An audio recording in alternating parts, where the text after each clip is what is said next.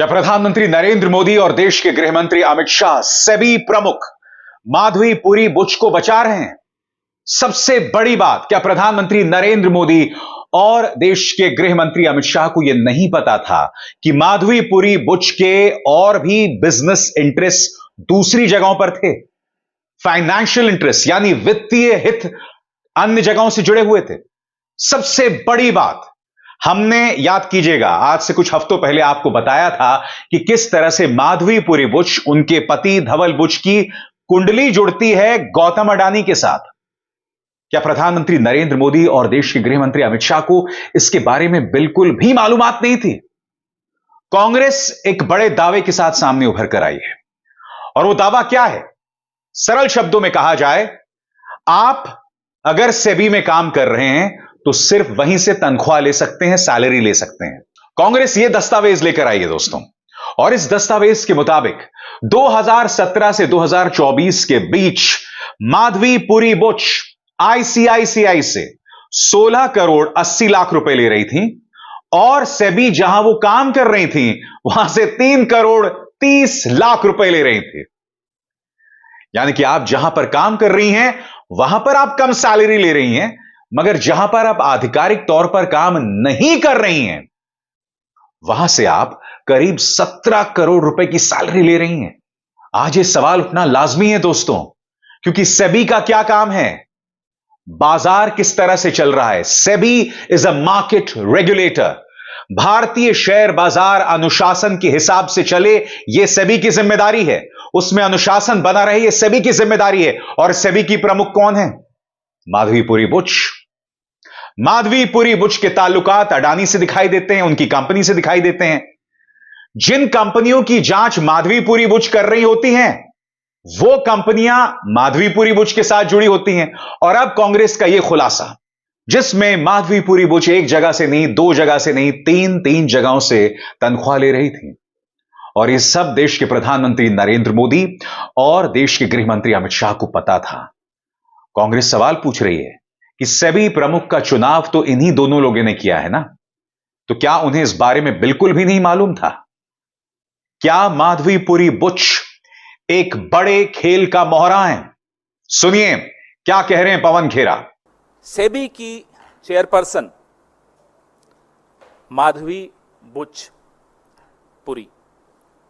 माधवीपुरी बुच, ये 5 अप्रैल 2017 से 4 अक्टूबर 2021 तक, नेक्स्ट स्लाइड,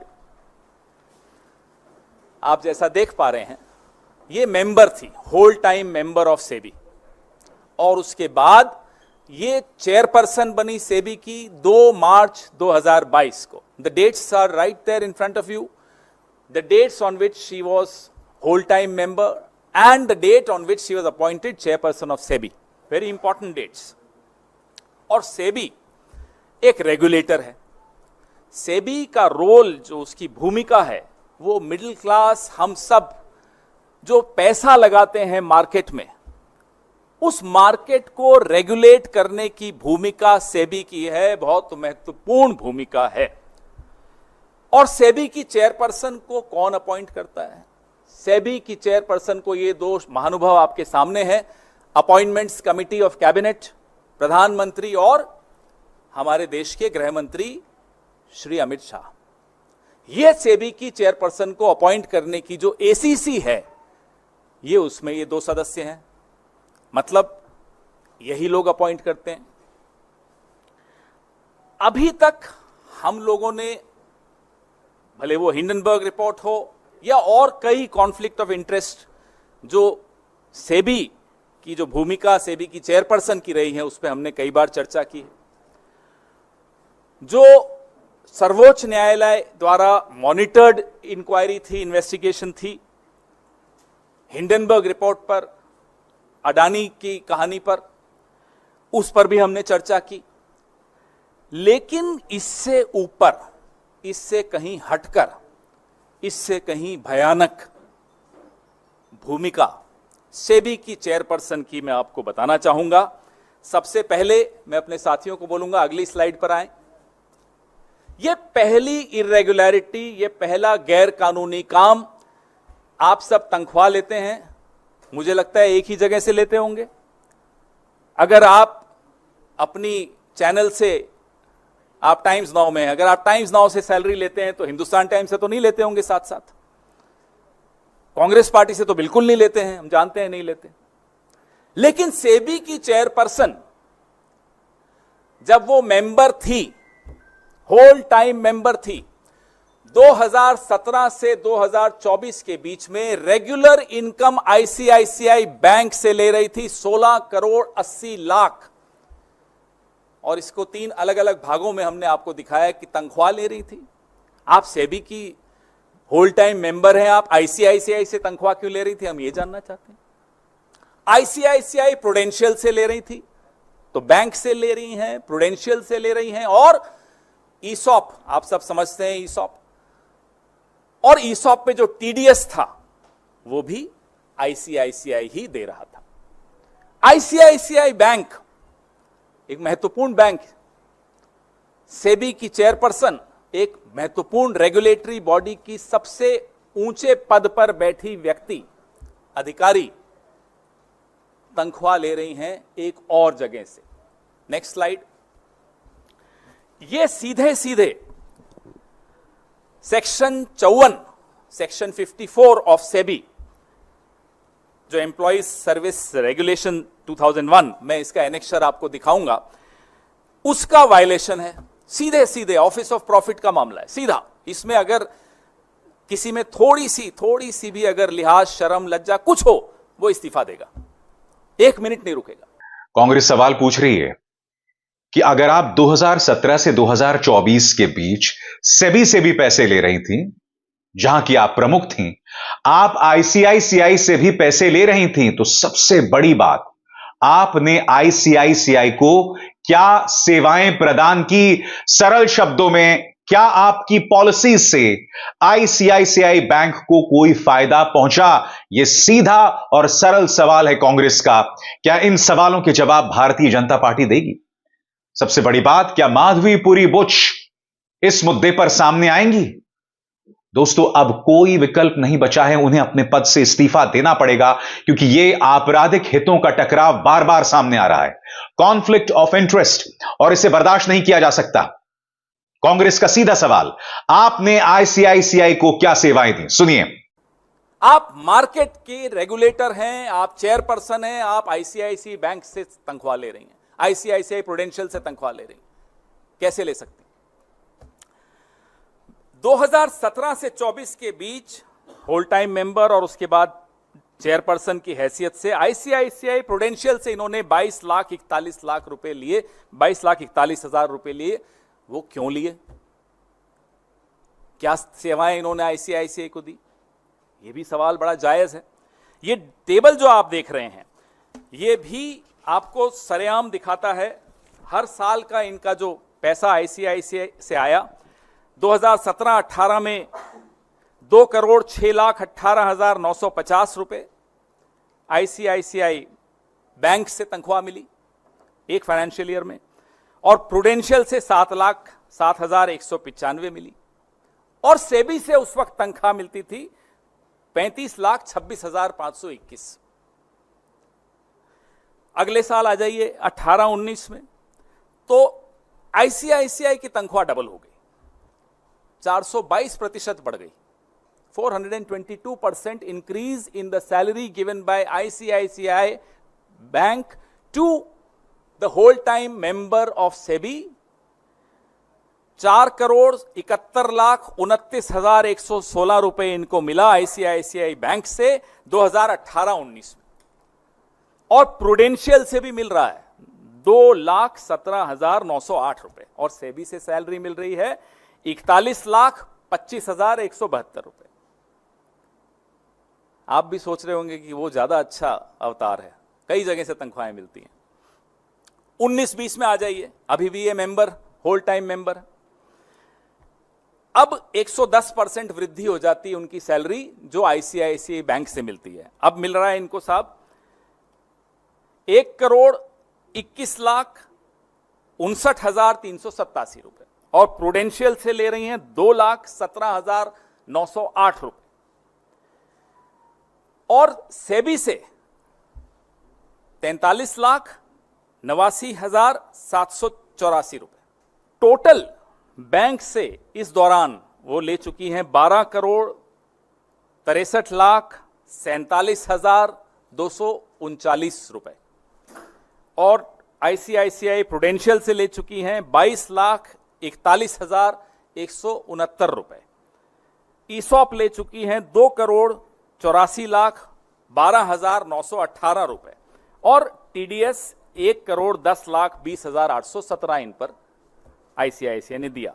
तो कुल मिलाकर ये इस दौरान आईसीआईसीआई से 16,80,22,143 रुपए ले चुकी हैं। तनख्वाह सेबी की आप पूछेंगे इस दौरान कितनी हुई, तो 3,30,28,246। कांग्रेस का सवाल प्रधानमंत्री से भी है। कांग्रेस के प्रवक्ता ये पूछ रहे हैं कि जब आपने माधवी पुरी बुच को इस पद पर रखा था तो क्या इस बात की जांच नहीं की गई?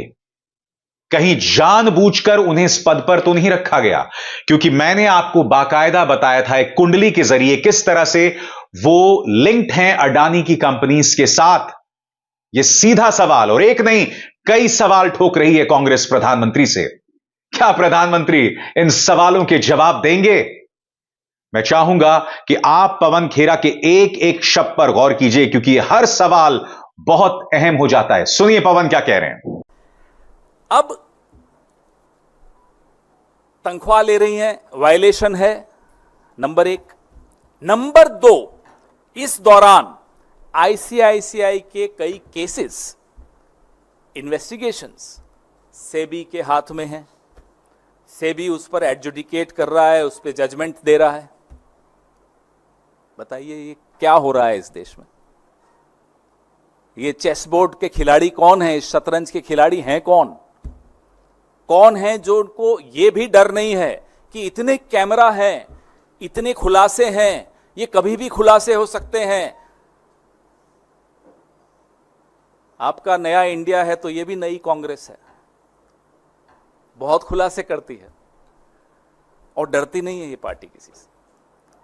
फिर भी बेशर्मी से ये हो क्या रहा था कि आप ही आईसीआईसीआई के केसेस पर जजमेंट देते हैं, आप आईसीआईसीआई से सैलरी लेते हैं। हमारे सवाल तो बनते ही हैं और सवाल सिर्फ सेबी से नहीं होंगे, सवाल सिर्फ सेबी की चेयरपर्सन से नहीं होंगे, सवाल सिर्फ आईसीआईसीआई से नहीं होंगे, सवाल प्रधानमंत्री से होंगे। ये साहब से होंगे जो सामने आपको दिख रहे हैं, हंसता हुआ नूरानी चेहरा।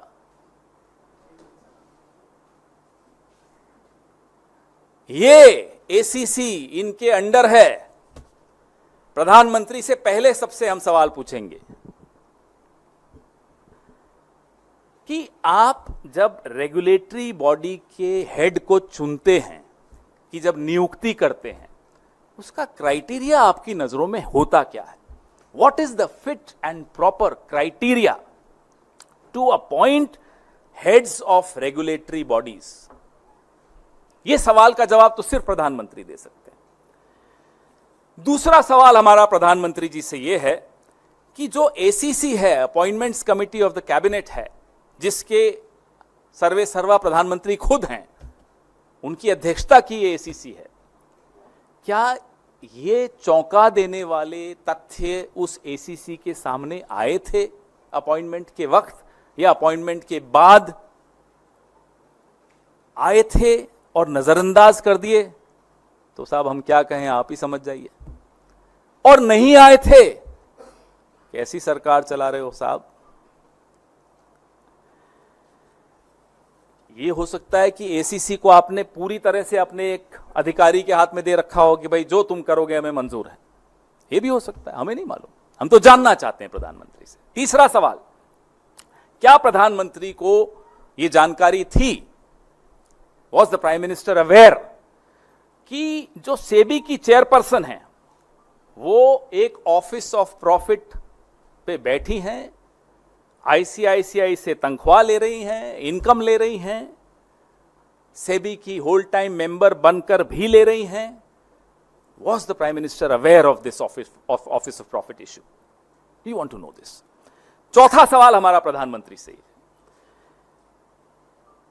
क्या प्रधानमंत्री को यह मालूम है कि सेबी की होल टाइम मेंबर जो कि आईसीआईसीआई से इनकम और सैलरी ले रही हैं, फिर उसके बाद वो चेयरपर्सन बनती हैं, उस सेबी के सामने आईसीआईसीआई के कई लंबित मामलों पे जजमेंट दी जा रही है। आज ही आपने पढ़ा होगा, ये इकोनॉमिक टाइम्स में आज छपा है, ये देखिए कि सेबी ने अपनी ही गाइडलाइंस बदल दी आईसीआईसीआई की मदद करने के लिए। अब समझ में आ रहा है क्यों बदली? ये आज की खबर है, पुरानी नहीं है। तो मैं स्टोरी जब हम तैयार कर रहे थे तो आज आई है, स्टोरी तो पहले से तैयार हो रही थी। तो प्रधानमंत्री को क्या यह जानकारी थी?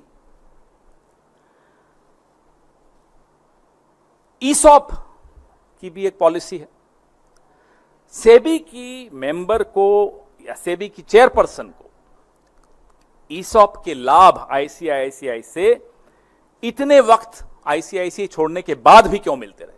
हम और आप कोई कंपनी छोड़ते हैं, ईसॉप की एक पॉलिसी होती है, 3 महीने की होती है, 6 महीने, जो भी होती है पॉलिसी, आपको मालूम, लेकिन इनको इतने सालों बाद कैसे मिल रहा है?